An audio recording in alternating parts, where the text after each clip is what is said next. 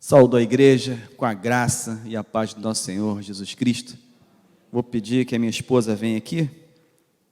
Nós vamos ler no texto que está no Evangelho de Mateus, capítulo 12, versos de 9 a 14. Evangelho de Mateus, capítulo 12, versos de 9 a 14.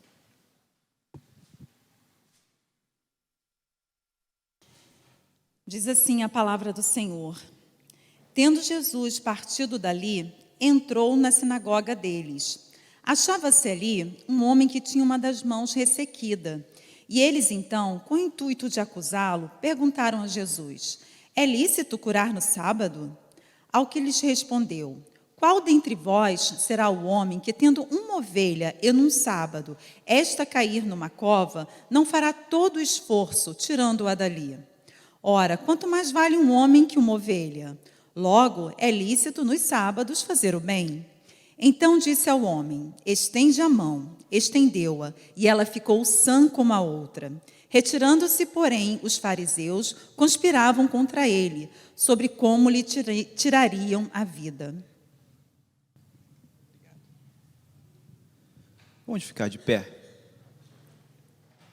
e pedir que o Espírito Santo nos dê a iluminação para nos alimentarmos desta palavra que o Senhor tem esta manhã para nos ensinar. Senhor Deus, nós te agradecemos por tua palavra, Senhor.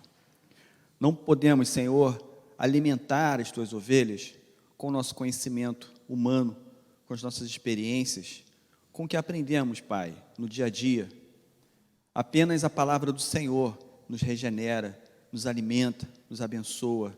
Pai, que o teu Espírito Santo, ele abra o nosso entendimento, Deus, que fale de forma particular com cada pessoa aqui, em nome de Jesus, amém. Pode sentar.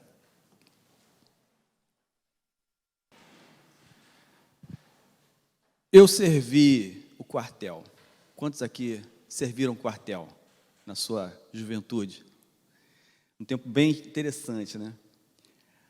Eu tive muitos amigos no quartel, e alguns desses amigos tinham não necessariamente um problema físico, uma coisa aparente, que eu poderia associar por analogia, por simbologia, enfim, como uma mão ressequida, como algo que lhe impede de pegar, mas era algo que estava dentro do coração, algo na alma.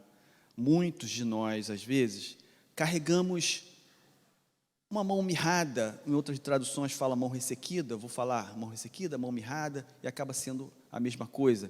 É aquela mão que é um pouco recolhida, aquela mão que tem dificuldade de se movimentar como a outra. Conforme a tecnologia que temos hoje, uma pessoa que tem um problema na mão, um problema físico, semana retrasada fiquei, porque bateu aqui estava montando um telão no estúdio, bateu no meu dedo e a minha mão ficou bem, esse dedo aqui doía, então tinha que fazer tudo que eu tinha que fazer com a outra mão. Mas a tecnologia está tão avançada que você vive muito bem com uma mão só e a outra mão, se tiver algum problema, você não usa.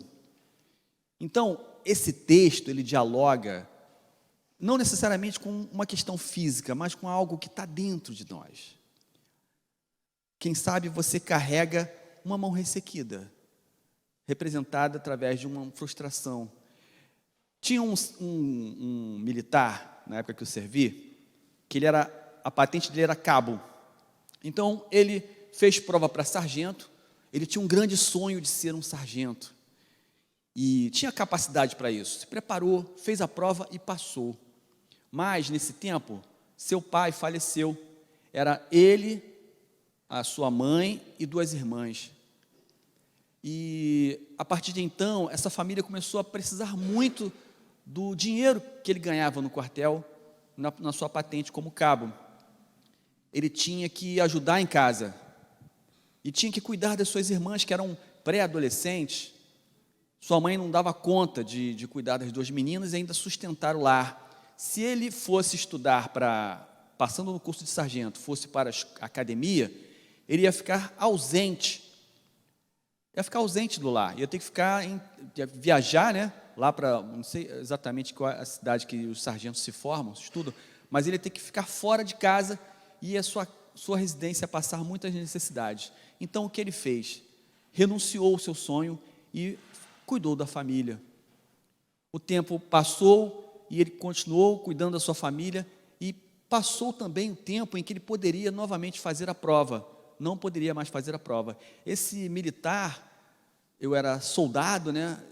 Estava servindo meu tempo de quartel, e toda a turma que entrava nova, ele conversava sobre isso. Nos fez entender que ele carregava dentro de si uma dor, uma tristeza, uma mão mirrada, algo que o impedia de pegar o que desejava e ser feliz.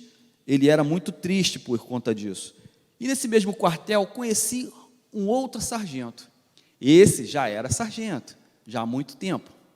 Enquanto esse amigo que era da patente de cabo, ele via ao longo da sua carreira militar, seus colegas fazendo a prova de sargento, depois passaram a suboficial, a oficial, enfim, e se reformaram como capitães.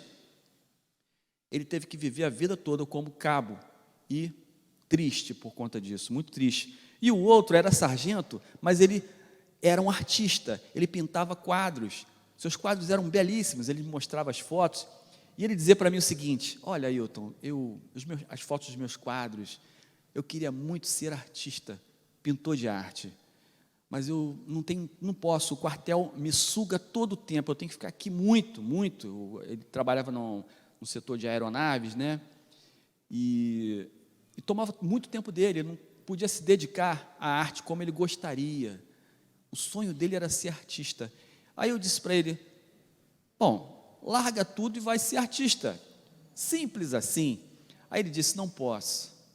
Para começar como artista hoje, eu não tenho onde vender meus quadros e eu não ia conseguir o retorno financeiro que eu tenho como sargento. Ele tinha plano de saúde, ele tinha filhos no colégio, ele tinha uma casa para manter, ele tinha que pagar a prestação da casa, ele tinha toda uma situação financeira bem arrumada, de forma que ele não poderia mais experimentar um sonho de sua vida de ser um pintor de quadro. Ele falou: eu vou ter que ser sargento e até o dia que eu me reformar, depois eu me dedico a isso. E ele carregava essa dor, Muitos de nós, quem sabe, carrega um pouco de algo que você gostaria de pegar, você gostaria de tomar posse, se apropriar, seguir uma direção, mas algo durante a sua história, na sua caminhada, fez você interromper os seus sonhos, os seus desejos. E essa mão atrofiada, ela, como eu bem disse, não é para nós simplesmente um problema físico, mas é um símbolo de algo que nos impede de pegar aquilo que gostaríamos. Esta mensagem de Mateus, ela é repetida também nos evangelhos de Marcos e Lucas, que são os evangelhos sinóticos. O interessante é que em Marcos, cada evangelista, ele narra a mesma história de um ponto de vista diferente, a partir da sua visão de mundo, da sua forma de olhar e percepção, que é peculiar a cada um dos evangelistas. Marcos, por exemplo, em Marcos 3, de 1 a 6, você não precisa abrir, eu vou falar aqui. E disse Jesus ao homem da mão ressequida: vem para o meio, frase que em Mateus não registra. Marcos havia percebido essa frase, Jesus chamando esse homem para o meio.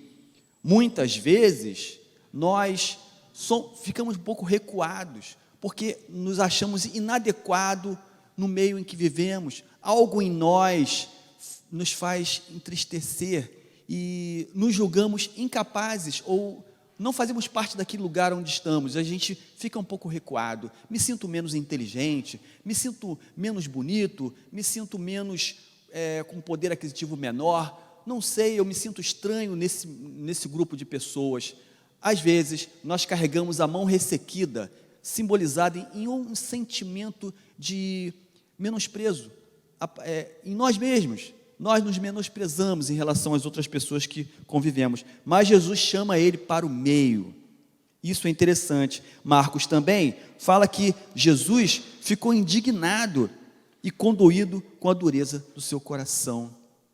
Seu coração já estava aceitando essa situação, já estava, eu não tenho jeito mesmo, não vou ter a cura, não vou me restabelecer.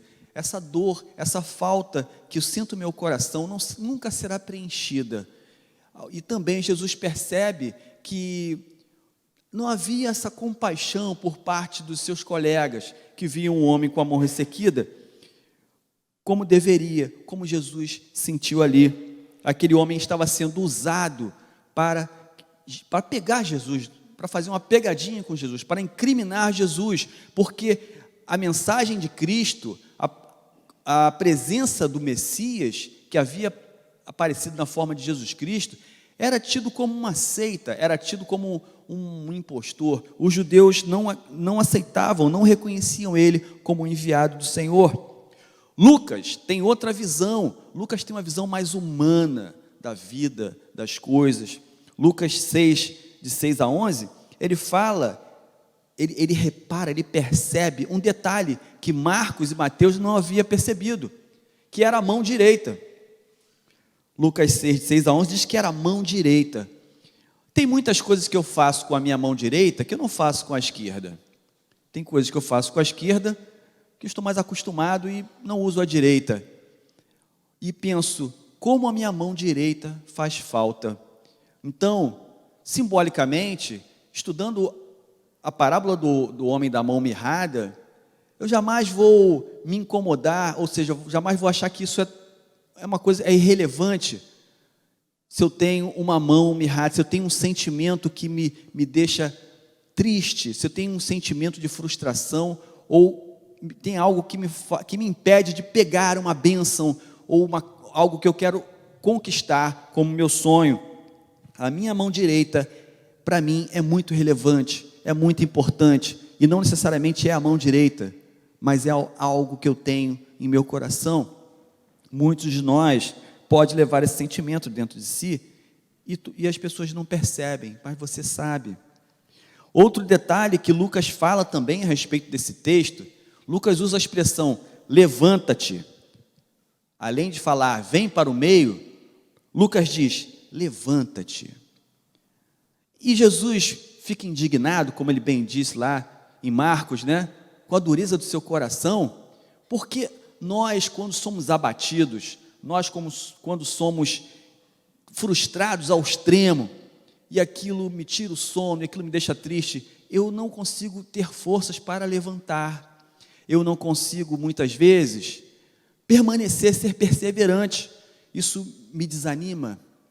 Muitos sonhos que nós tivemos, quem sabe ficaram no caminho, na estrada, ficaram no passado, e nós não retomamos, porque achamos que fui abatido uma vez, não tenho chance. Meu filho desde cedo gostou de futebol. Levei meu filho para fazer testes, né, em alguns clubes. E lá eu vi uns meninos. Meu filho fez teste em vários clubes, né? Alguns ele ficou lá treinando um tempo. Acabou que ele mudou de carreira. Hoje ele está muito feliz na área de tecnologia. Está feliz. Então passou. Ele não está triste com isso não. Mas eu vi ali muitos meninos, e nos outros testes vi os mesmos meninos fazendo os testes de novo, sabe? E tinha uns meninos que jogavam bola, e eu pensava, esse garoto vai ser escolhido. Ele é muito bom, não é possível que ele não seja selecionado. E não era. Em outros testes, eu já não via os mesmos, alguns meninos não iam. E ficava imaginando, alguns perseveraram, outros desistiram, porque disseram em seu coração, eu mereço, e de fato mereciam, porque tinham atletas ali, com uma performance tão brilhante, que eu não entendi por que não foram escolhidos. Quem sabe esse sentimento abate nosso coração, por algo que não fomos selecionados, por algo que não conseguimos, ao longo da caminhada, depois de tanto trabalhar, treinar, de tanta preparação, nós não conseguimos. E Jesus diz para esse homem: levanta-te, levanta-te, vem para o meio, você é igual. O cenário de fundo dessa história, do homem da mão mirrada, é um conflito, mais um conflito dos vários entre Jesus e os judeus. E o interessante é que esses judeus, nesse momento, eles devem ter pensado assim: agora a gente pega ele. Não, agora a gente pega ele. Vamos pegar ele na questão do sábado. Porque, interessante que muitas vezes a gente quer debater com alguém, né? O aluno quer surpreender o professor. Às vezes o professor quer pegar o aluno e não sabe que o aluno é tão preparado. Enfim, num curso, enfim, as pessoas estão muito preparadas e às vezes a gente, vou pegar, e pressupondo que essa pessoa não vai ter argumentos, que não vai saber como responder. Mas os judeus, eles estavam muito preparados. E aí, eles queriam pegar Jesus no argumento do sábado, e eles estavam embasados em quê? Em que argumento, em que fundamento? Eles pensaram lá em Êxodo 20, de 8 a 11. Agora a gente pega ele. Êxodo 20, de 8 a 11, diz assim: lembra-te do dia do sábado para o santificar.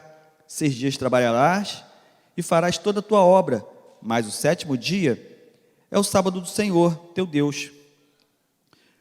Não farás nenhuma obra, nem tu, nem teu filho, nem tua filha, nem teu servo, nem tua serva, nem o animal, nem teu estrangeiro que está dentro das tuas portas. A palavra sábado é Shabat, né? O Shabat, ele significa o quê? Cessar, parar de fazer algo. É o descanso. E esse dia de descanso era um dia para que a pessoa tivesse o seu encontro com Deus, o seu tempo com Deus, era o descanso. Mas Jesus não queria descumprir a lei, ele não queria, como bem diz ele lá em Mateus 5,17, olha o que Jesus diz a respeito do que ele pensa, como ele vê a questão da lei. Jesus diz o seguinte, Mateus 5,17, não penseis que vim revogar a lei, ou os profetas, não vim para revogar, vim para cumprir. Agora complica. Se Jesus não queria revogar a lei, se Jesus ele estava curando um homem no sábado, e aí? E agora, Jesus? Como você sai dessa? Jesus tinha uma razão e um propósito, porque Jesus, ele é o Senhor. Primeiro aspecto, Jesus, ele é o Senhor do sábado, é a primeira coisa. Como diz lá em Mateus 12, 5, 8, ele diz assim: ora, não lestes na lei que aos sábados os sacerdotes do templo violam o sábado e ficam sem culpa? Pois eu vos digo, aqui está quem é maior que o templo. Mas se vós soubesses o que significa misericórdia quero e não holocaustos, não terias condenado inocentes, porque o Filho do Homem é o Senhor do sábado. E aí, Jesus pega eles, né? Assim, Jesus me perguntasse, Ailtinho, me tira dessa, ficou complicado agora, porque realmente está na lei e eu não quero descumprir a lei. Como é que fica isso? O detalhe é que o sacerdote, ele podia fazer muitas coisas, ele tinha que fazer muitas coisas, ele é o sacerdote. Ele é o sacerdote. E Jesus se coloca no lugar como sacerdote. Eu sou o sacerdote. Eu tenho que preparar as coisas. Eu represento o povo diante de Deus. Eu preparo as cerimônias. Eu me coloco no momento do cerimonial. Eu dirijo todo o cerimonial. Eu sou o sacerdote. E também o Senhor do sábado. É o primeiro detalhe. Quando Jesus se apropria desse lugar de Senhor do sábado, de forma alguma ele consegue convencer, porque aqueles homens não reconheciam em Cristo o Verbo encarnado, o Deus encarnado, o Deus entre nós, o Senhor do sábado, porque eles adoravam não o Senhor do sábado, mas sim o sábado do Senhor. Isso é um grande problema. O sábado para os fariseus, naquele tempo, era o quê? Era uma regra que é um bem em si. Sabe o que é um bem em si? É algo que só por existir, ele já faz o bem. Ele é um bem em si. Entretanto, o sábado não é um bem em si. É algo que serve para algum propósito. E quando ele cumpre esse propósito, ele é um bem. Mas se ele não cumpre esse propósito, ele não é um bem. Mas os judeus consideravam o sábado como o Senhor, e não o sábado sagrado, e não o Senhor do sábado que era sagrado para eles, porque eles não reconheceram o Senhor Jesus. Eles usavam esse dia como uma maneira de se autorredimir, ou seja, eu cumpro todos os cerimoniais, toda a lei moral, toda a lei cerimonial, eu faço tudo certinho, então eu me redimi, eu me salvei, eu estou dentro de todos os parâmetros que a mim são exigidos, então eu mereço, eu sou consagrado, eu tenho dignidade diante da lei e aceitação diante de Deus pelo que eu faço. É assim que os judeus olhavam o cumprimento do sábado. Também não se podia fazer nada, nem o bem ao necessitado, na visão do judeu. Não se podia fazer o bem a ninguém. O procedimento de Jesus de abençoar alguém no dia de sábado se alinha muito àquela ideia do pastor que deixa 99 e vai buscar uma, porque ele usa um argumento com esses homens que diz o seguinte: qual de vocês, num dia de sábado, que tendo uma ovelha que caiu numa cova, não vai lá para socorrê-la?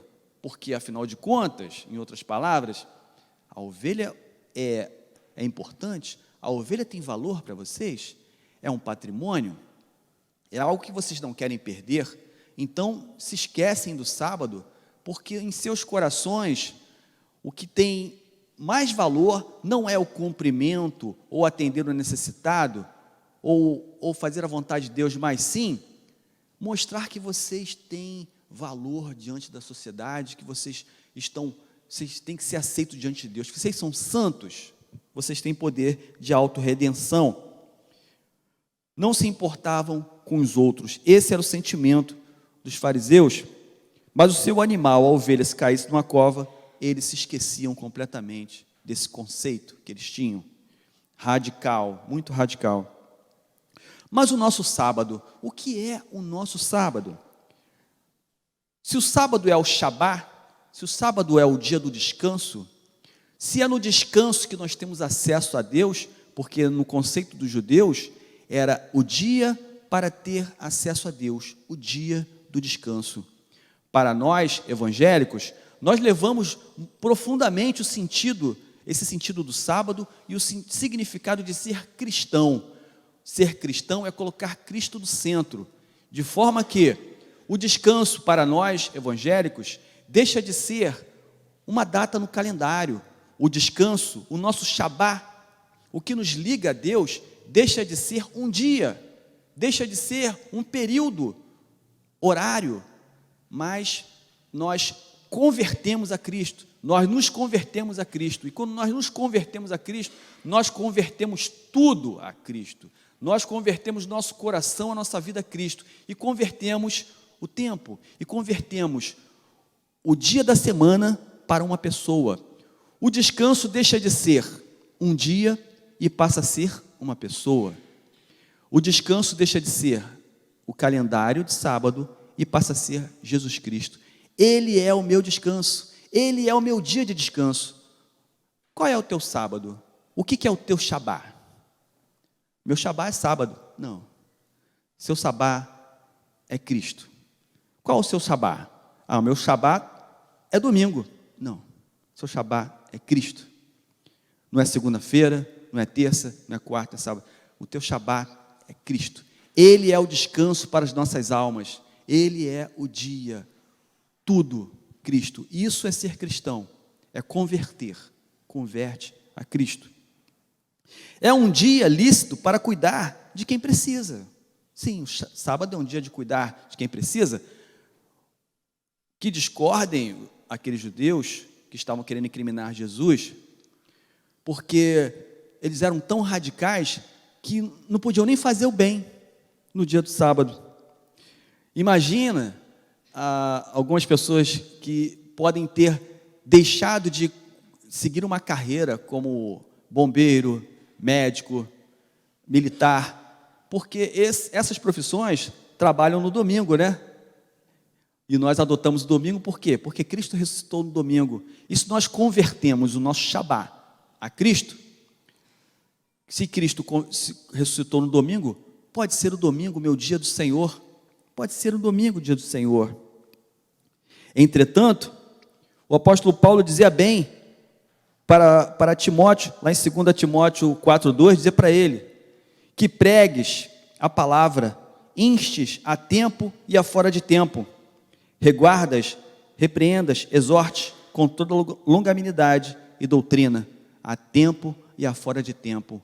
O meu tempo é Cristo, é todo o tempo, é o tempo todo. Então, essas profissões, como bombeiro, como enfermeiro, como médico, eles trabalham domingo. E aí eles não podem ser cristãos, eles não podem separar um dia para o Senhor. Ao exemplo de Jesus Cristo, que fez o bem naquele dia, eles precisam trabalhar, eles precisam corresponder às necessidades de uma sociedade que tem uma demanda, que tem a necessidade de que ele trabalhe, às vezes, no dia do domingo e ajude pessoas, salve vidas e contribua de alguma forma com a sua profissão. Porque o seu Shabá, porque o seu descanso não é mais um calendário, mas sim uma pessoa, é Cristo. E ele glorifica Cristo através do seu trabalho, sendo um bom profissional e contribuindo para o bem de outros. E assim glorifica a Deus e abençoa as pessoas. E assim ele é um cristão. É um dia também de prazer e não de confinamento.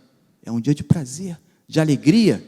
Aqueles judeus estavam muito sérios, estavam muito radicais, pensando em regras e se gabando disso. Eu cumpro as regras, mas não é um dia disso. Mais um dia é mais um dia na presença de Deus. Esse era o sábado. O problema do homem da mão mirrada, vamos agora retornar à questão do homem da mão mirrada.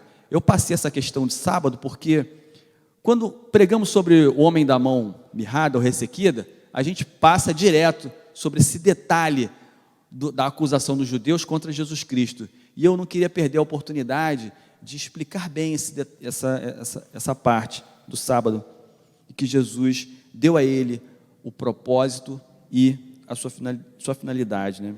Mas os problemas do homem da mão mirrada, ele não tinha aparentemente a mesma deficiência, a mesma eficiência dos outros.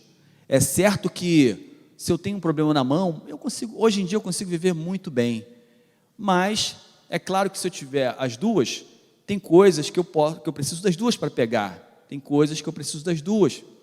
Mas eu expliquei no início que a questão da mão mirrada para nós aqui é muito simbólica, representa algo em que você é frustrado, representa algo que dói, que magoa, representa um propósito que foi interrompido na sua vida, algo que te traga alguma forma de complexo, algo que te faça sentir menor do que quem está ao seu lado, porque Jesus havia falado para aquele homem: vem para o meio, estende a tua mão. Ele não podia se confraternizar, não podia sonhar com um futuro melhor. Muitas vezes nós deixamos de aproveitar melhor a nossa vida porque nossos sonhos são interrompidos. Jesus poderia ter se afastado daquele homem para evitar o problema. Ele sabia que haviam os judeus querendo incriminá-lo, buscando motivos para colocar Jesus diante do sinédrio e até matá-lo. Esse era o propósito. E Jesus poderia ter evitado isso. Ao passo que Jesus cura o homem da mão mirrada, Jesus adquire para si, simbolicamente, a doença dele, o problema dele. Ou seja, na forma de conflitos, Jesus amplia ainda mais o conflito para ele. É como se ele dissesse: me dá a sua doença, eu vou levar para mim. A sua doença representa para você uma mão mirrada. Eu vou pegar o seu problema para mim, e em mim o seu problema se tornará mais conflitos, mais perseguição, maior pressão dos judeus contra a minha vida. E Jesus toma sobre si. Haja vista, Isaías ter falado, né, que ele tomou sobre si as nossas dores, pelas suas pisaduras fomos sarados. Esse é Jesus, toma para si os nossos problemas. Mas Jesus manda esse homem estender a mão. Ao passo que ele estende a sua mão para Jesus, para ser curado, ele dá um passo de fé. E esse passo de fé, muitas vezes não é fácil. Eu posso dizer: irmão, você me contou o seu problema, eu quero dizer para você que basta você ter fé e acreditar em Jesus, confia nele. Para mim é fácil dizer isso, não estou na sua pele, não sei qual é a sua dor, não sei a sua mágoa, não sei que caminho na sua vida foi interrompido. Entretanto, é Jesus Cristo que fala com você, não sou eu. Porque Ailton, é muito fácil dizer isso para você. Mas Jesus vai dizer: a dor que você sente não foi maior do que a minha na cruz. Eu sei o que é sentir dor. Eu sei o que é passar vergonha. Eu sei o que é ser reprimido, ser tolhido, ser maltratado, não sentir medo. Eu sei o que é sangrar, eu sei. Então, seja qual for a nossa mágoa, a nossa dor, a nossa, simbolicamente, mão ressequida, mão mirrada, Jesus compreende a sua dor, Ele entende seu coração. E Ele diz para você estender a sua mão, para você dar esse passo de fé e confiar nele. Porque o milagre não foi... Os fariseus não ficaram felizes com aquela cura. Talvez tenham ficado impressionados, certamente, mas ficaram felizes. Eles não perderam tempo comemorando. Eles foram se reunir, conversar sobre o que havia acontecido e pensar em novas formas de pegar Jesus, de matá-lo. Poderiam ter usado aquela situação, aquele exemplo, como o suficiente para lhes convencer que aquele era Deus encarnado, Deus entre nós. Mas não, eles não ficaram felizes, porque aquela cura não foi para eles, em particular, não os beneficiou, não eram eles que estavam sofrendo, porque reconheciam a lei de Deus, eles reconheciam a lei de Deus, e não o Deus da lei. Quando você reconhece a lei de Deus, e não reconhece o Deus da lei, você sofre, você perde, e você não se converte a Cristo. A mão direita, irmãos, é um instrumento com o qual nós fazemos muitas coisas, nós pegamos as coisas, nós nos apropriamos de algo, nós construímos coisas. Eu quero dizer para Deus, nesta manhã, que eu tenho uma mão mirrada, que eu já tive uma mão mirrada. Talvez você queira dizer para Deus que existe dentro de você algo que precisa ser curado, para que você possa seguir em frente, para que você possa conquistar, ser feliz, ter plenitude e poder voltar a sonhar. Você precisa dessa cura. Mas o que está mirrado pode ser uma coisa, tipo um complexo do passado. São frases que ficam quicando dentro da sua mente. Não vou conseguir, mas eu não vou conseguir. É muito difícil, eu não vou conseguir. Talvez você tenha dificuldade de concentração. Eu, quando era pequeno, já contei isso aqui, eu tinha dificuldade de concentração enorme, gigantesca. Ficava desenhando, né? A professora chamou minha mãe: seu filho não presta atenção, seu filho só fica se distraindo o tempo todo. Aí eu fiz fono. Depois eu parei de fazer fono, eu não sei se consertou. Eu não sei se eu melhorei, acho que não sei. Acho que melhorei um pouquinho. Consegui melhorar, estudar, né? Com o tempo foi passando, eu fiz 2 faculdades, a terceira não terminei, fiz 2 pós-graduação, fiz vários cursos, estudei muito, a vida seguiu e eu aprendi a me concentrar, aprendi a viver com a minha falta de concentração.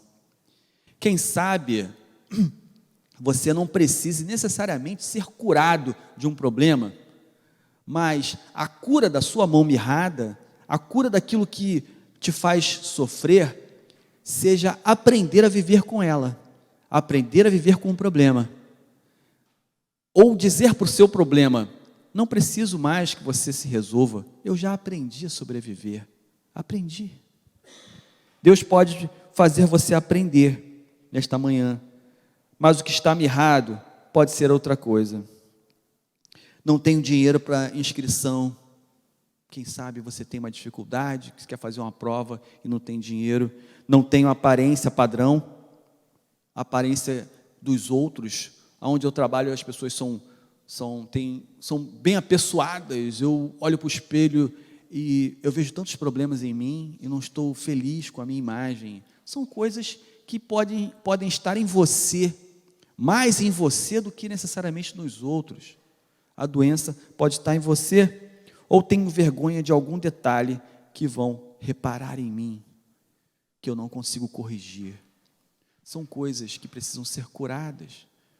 E Jesus hoje diz para você: estende a sua mão, vem para o meio, se exponha, confie em mim. É um passo de confiança. E o que Jesus pensa disso? Jesus pensa muito diferente dos judeus. Jesus olha para você e vê a sua dificuldade, vê você e a sua dificuldade, mas Ele te ama. Os judeus não veem a sua dificuldade, não viram a dor do homem, mas viram no homem um objeto para se engrandecer, ou para mostrar que Jesus Cristo não era Deus. Talvez Ele esteja falando ao seu coração hoje, que você tem uma mão mirrada. Jesus fica indignado e condoído com a dureza, não só do coração das pessoas que não reconhecem o seu valor, mas também com a dureza do seu coração, diante disso tudo, que prefere continuar se incomodando muito com isso, ao invés de confiar no Senhor e entregar a Ele a sua felicidade, a sua alegria de cada dia, e tentar de novo, e tentar uma caminhada na forma de dizer que o seu problema pode ser resolvido, você pode conseguir, ou quem sabe não preciso mais que isso seja resolvido, só preciso de Jesus segurando a minha mão e caminhando ao meu lado. E Ele manda você se levantar, não é fácil. Ele manda que você pare de pensar nas limitações que se conjecturaram diante dos seus olhos. Pare de pensar nisso e simplesmente se levante. Somente levante-se. Somente levante. Ele manda você vir para o meio. Você não é alguém que tem que se afastar porque é diferente. Você não é alguém que tem que procurar o seu cantinho, procurar a sua turma, porque aquele grupo lá não está à altura das suas habilidades e aptidões. Não é assim que Jesus vê você. Ele vê você uma pessoa de grande valor. E Ele diz: vai para o meio das pessoas. Se imponha. Mostre-se. Viva. Seja feliz. Avance. Caminhe. Como Deus falava a Moisés, né? Diga ao povo de Israel que marche. Ah, Senhor, os meus problemas, as dificuldades, o deserto, a água, a fome, as providências. Diga ao povo de Israel que marche. Ele manda você estender a sua mão e assumir as suas dificuldades. Talvez a mão mirrada que te deixa triste não seja necessariamente a cura, mas falta, sabe o quê? Só você reconhecer que tem limitações. É isso. A minha cura, o Ailtinho, muitas curas, eu tive muitas mãos mirradas ao longo da minha vida, E a cura das minhas mãos mirradas foram somente reconhecer que eu tinha dificuldades, limitações, não sou perfeito. E todo mundo tinha. A minha cura também foi abrir os olhos e perceber ao meu redor que as pessoas também tinham limitações. Vivemos num mundo de limitações. Todo mundo tem limitação, todo mundo tem uma mão mirrada, e todo mundo precisa ser feliz, e todos precisam confiar em Deus, todos precisam vir para o meio, se impor, participar, estender a mão para Cristo. Como conclusão, para fechar a nossa reflexão desta manhã, o que você precisa fazer? Você precisa dar um passo de fé. O meu passo de fé não está baseado na minha experiência própria, no meu conhecimento, nos livros que eu li, mas a minha fé está baseada no Senhor Jesus, centrada nele, confiando no Senhor. Ele é o centro da minha fé, Cristo, a minha confiança. Eu dou o meu passo em direção a Ele, porque Ele me ama. Você precisa trocar a regra que te constrange. Existe uma regra que te constrange e ela não serve para nada. Você precisa trocar a regra, aquela regra que os judeus carregavam consigo, e aquilo para eles era o sentido de tudo, a regra. Você precisa trocar essa regra pela experiência de fé com Cristo, uma nova vida. Vamos ficar de pé, irmãos? Como bem falei, existem entre nós pessoas com mãos mirradas. Existem pessoas que já desistiram dos sonhos. Existem pessoas que estão caídas e não conseguem levantar. Existem pessoas que têm vergonha e não têm coragem de estender a mão para Jesus. O Senhor olha para você nesta manhã e diz para você estender a sua mão. Vamos estender nossas mãos? Vamos estender nossas mãos para o Senhor, simbolicamente, pensando naquilo que nos reprime, pensando naquilo que nos faz sofrer, pensando naquilo que nos traz dor, dos sonhos que eu já desisti, dos caminhos que ficaram no passado. Pense nisso, que o Espírito Santo está falando com você agora e te abraçando e dizendo no seu coração: confie em Jesus. Senhor nosso Deus, nós colocamos diante de Ti, Senhor, as nossas mãos mirradas, Senhor, que são as coisas que ficaram no caminho, Senhor, e não temos coragem, estamos abatidos, estamos fracos, estamos sem força. Deus, existe luz em Cristo, existe paz e amor, e nós queremos, Senhor, nós queremos sentir a Tua presença todos os dias, Senhor, e a Tua voz falando para nós: vem para o meio, levanta-te, porque essa voz, Senhor, nos traz vida, nos traz coragem e nos ajuda a retomar tudo aquilo que ficou deixado pelo caminho. Pai, nos dá a Tua força, a Tua graça, o Teu poder, que o Espírito Santo nos venha nos revestir, Senhor, na criação dos nossos filhos, no trabalho, nos relacionamentos familiares. Deus, vem nos curar, Senhor. Cura, Senhor, o que precisa ser curado dentro de nós, porque nós somos iguais àquele homem da mão mirrada. Dependemos de Ti, precisamos de Ti, e pela força do Espírito Santo, nós esperamos em Ti, Senhor, em nome de Jesus, amém.